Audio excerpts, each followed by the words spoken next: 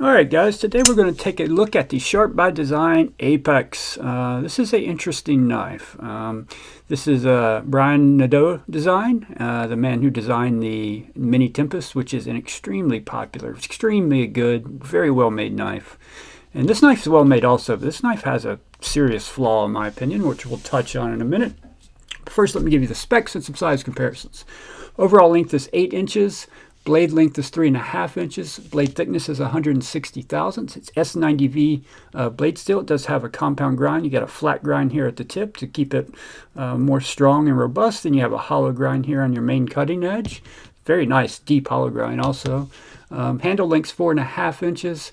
You can get this in multiple colors also. The weight of this knife is 3.77 ounces. And like I said, there are multiple options, front flipper and flippers. So, and this one is the front flipper, this is not my knife, by the way. This knife was sent in to me by my buddy Steven. And I have 2 more of these here that were sent in to me by my buddy Julio for another video we'll be working on. I will link Steven's, actually I don't think Steven has Instagram. I won't link his Instagram, never mind. I'll just give Steven a shout out. Thank you very much, Steven. I hope you're feeling better, brother. Hate to hear somebody feeling down in the dumps, man. Anything I can do to help, please let me know. And thank you very much for sending this knife in and for sending in the first comparison knife. This is a knife that Steven actually bought in one of my knife sales. This is the Sharp by Design Mini Tempest. He bought this through one of my knife sales and I sent it back in so I could use it as a comparison. And yeah, so very, very similar. The pivot's the same. The pocket clip is similar, but the pocket clip really works well on the Mini Tempest, not so well on the Apex. Let's get some more size comparisons out here. Here's the TRM Atom, which was sent in by my buddy Eugene, aka Mr. Krabs. Thank you, Eugene. I greatly appreciate it. And here comes another one of Eugene's knives. One of my grill knives now for sure. The Mallory Designs Forest. So very similar size to the Forest, although quite a bit thicker than the Forest. The Forest is pretty thin. What else we got here? Let's do the Devo Knives Stout. Here we go. A little bit longer than the Stout. Thickness-wise, very comparable to the Stout. Here's the Pena Trapper. Quite a bit larger than the Trapper. What else we got here? How about the Vero Axon? Very similar lengthwise. Almost identical in length, I'm pretty sure there. Here is the Bestech Nixie. Fingerprints all over everything, man, I'm telling you. Fingerprints everywhere. Here's the Ritter Hogue RSK G2 version.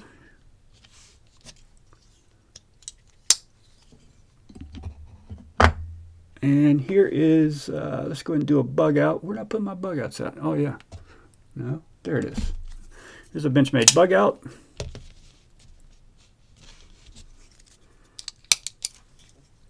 And what else we got here? Of course we're going to do a Penguin, QSP Penguin.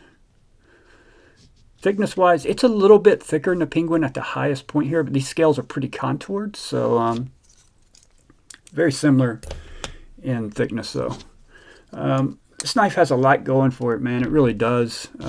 Depending on your personal preference, you may or may not like the speed holes. Personally, I'm not a fan of them, but they don't bother me. I'd rather they not be there personally. And these are aluminum inserts, by the way. The frame is titanium, and these colored inserts are aluminum, and they come in red or blue, and then you can get this black wash finish on the titanium or like a stone wash finish on it. So there's also different blade shapes you can get with this. You can get it in a drop point or this American Tonto, I guess you would call this. Action on this knife is freaking fantastic. That's no surprise. It uses that integral detent, the same detent that's on the Mini Tempest, which is still one of my favorite knives out there. Still on my grill list, this knife. Not this one exactly. I want the one with the fat carbon inlays, but still on my grill list. This one could have been too, man. It really could have been, but the pocket clip on this knife is absolutely horrendous. It is horrendous. I'm just amazed that this knife went through a prototyping, got approved and went into production and got sold to the consumers. Because I'm going to show you something, okay? I'm going to grip this knife. I'm not going to grip it too hard. I'm going to give it a good grip as like I would grip it if I were using it, and I'm going to show you my hand. It's, just squeeze it for a second. I mean, normally you're going to be using your knife to a cutting. You're going to have it in your hand for a little bit. See that divot right there? This thing, because it's so far up on the scale here, so high, it's not in the middle, so you can't get away with this. See the way this is pointing up? That clip comes up and kind of goes up. It's terrible. It really is. And it pains me to say it because I'm a fan of his knives, but this one's really, really bad. You can see right there where it's been getting me. Just gripping it normally. I'm not overly gripping it. I'm not gripping it hard. I'm gripping it the way I'd grip it if I were going to use it. And I'm going to show you one more time the divot in my palm. See that? It's terrible. If you were to have to use this knife for any extended period, you would be miserable with it. Absolutely miserable.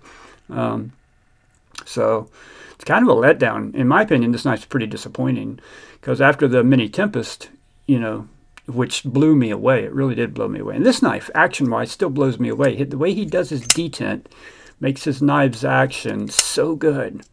I just cannot understand how this didn't get changed to something else. I don't know. If anybody has any, knows the story behind this, I would love to hear about it because this can't, I haven't watched any other reviews of this knife, but I imagine, I've heard people say that the pocket clip is bad, but I haven't watched a review of it.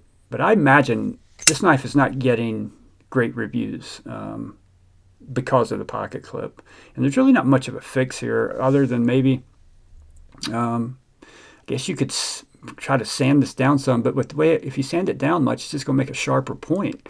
There's not really any room to even sand it down, and I don't know. Somebody should make a replacement clip for this knife. I don't know what you would do with it because of this speed hole. You can't put the clip in the middle of the handle, and that's where most knives have their clip because when you're squeezing, it just you leave that area. Your hand really isn't even touching the handle very much when you're really gripping a knife.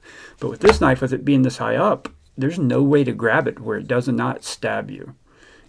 Doesn't matter where you grip it at. If I choke up here, still get me, just get me in a different spot. If I hold it in normal grip, get me back. It's worse than the normal grip for sure. Yeah, it's kind of really disappointing. I don't know. Maybe I should go watch some other reviews. But if anybody knows if there's some story behind this, I'm just shocked with how good his other knives are that this made it through and into the hands of customers for $375 because it's not good.